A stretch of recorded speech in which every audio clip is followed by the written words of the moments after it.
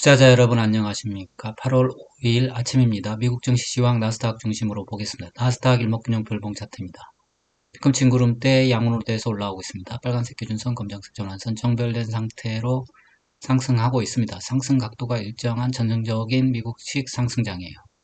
다만 주가 캔들이 기준선을 깼습니다. 빨간색 기준선. 사실 나스닥이 기준선을 깨는 거는 흔한 일이 아니에요. 일단 상승세로 들어서면 기준선을 잘 안 깹니다. 하늘색 후행 스팬 일단 저점 만들었습니다. 캔들 차트 위에서. 그래서 반등이 들어왔는데 기준선을 한번 깼으니까 어떤 일이 벌어질 건가 이렇게 보면은 두 가지입니다. 기준선을 깨면 바로 회복을 해서 상승세로 복귀하는 거랑 또 하나는 이제 기준선 깨가지고 회복을 못하고 중기 조정에 들어가 버리는 거죠. 구름대 하단까지 깨는 걸 이제 상정을 해볼 수 있는데 현재는 일단 구름대 깼는데 올라가는 쪽을 택한 것 같아요. 지켜봐야 되겠지만 일단은 재빨리 또 회복하는 쪽을 택한 거 아닌가 그런 생각을 해봅니다. 다우지수입니다. 다우지수는 나스닥보다 빨리 조정에 들어갔는데 일단 나스닥이 반등을 한 관계로 반등이 나왔습니다. 같이 반등이 나왔고 하늘색 후행 스팬 간신히 주가 캔들 지켰습니다. 다우지수도 괜찮게 됐습니다. 일단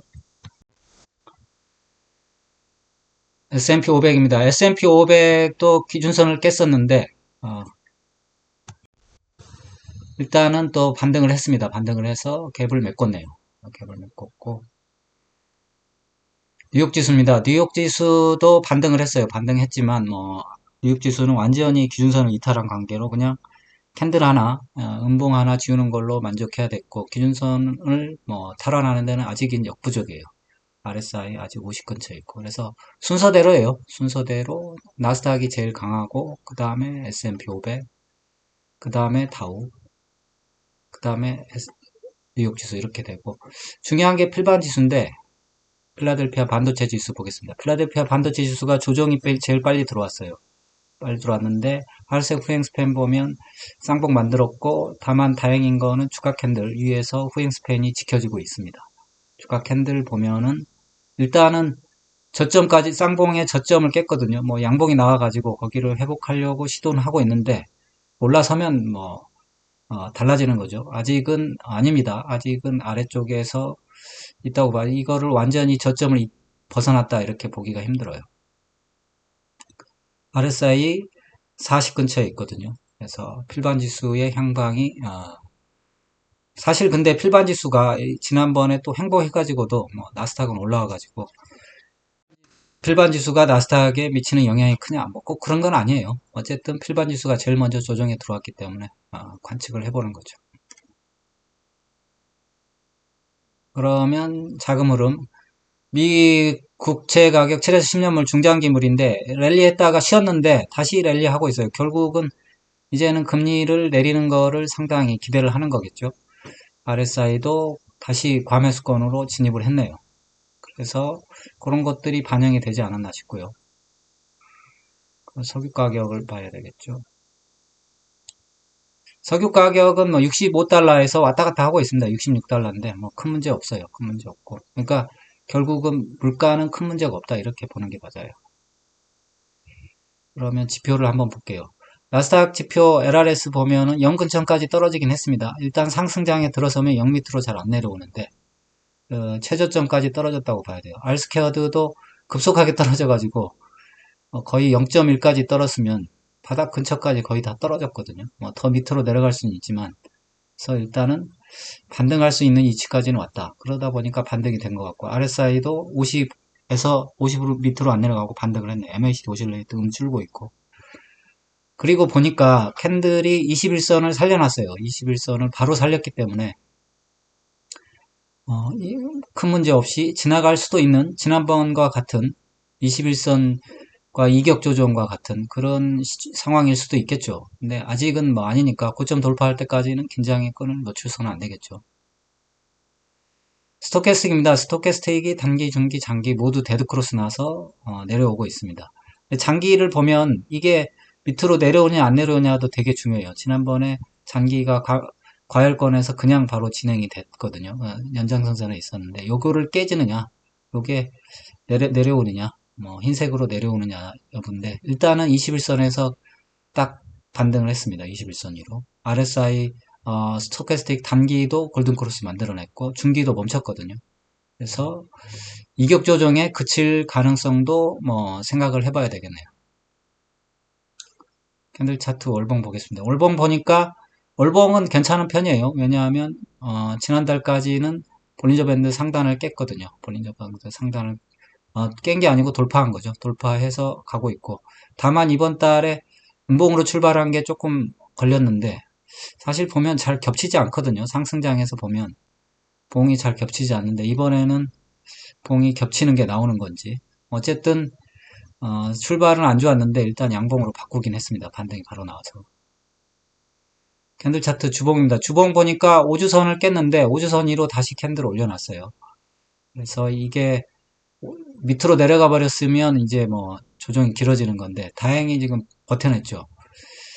보면 주봉에서 이게 5주선 지키는 게 중요합니다. 5주선 못 지키면 이렇게 몇 개월 조정을 하는 수가 있어요. 그래서 이번 주가 상당히 중요한 한 주가 되겠습니다. 지난주에는 한번 깨버렸고 캔들 차트 일봉입니다. 일봉 보면은 결국은 21선을 바로 회복시켜 놓긴 했어요. 바로 회복시켜 놔서 만약에 이게 이격 조정이 끝난 거다 그러면 이런 식으로 다시 올라가는 거죠. 그렇게 되는 건지 오늘 밤에 한번 봐야 되겠죠. 그러면 종목들 한번 보겠습니다. 애플입니다. 애플이 음봉이 큰 게 떨어졌는데 뭐 그냥 또 버텼네요.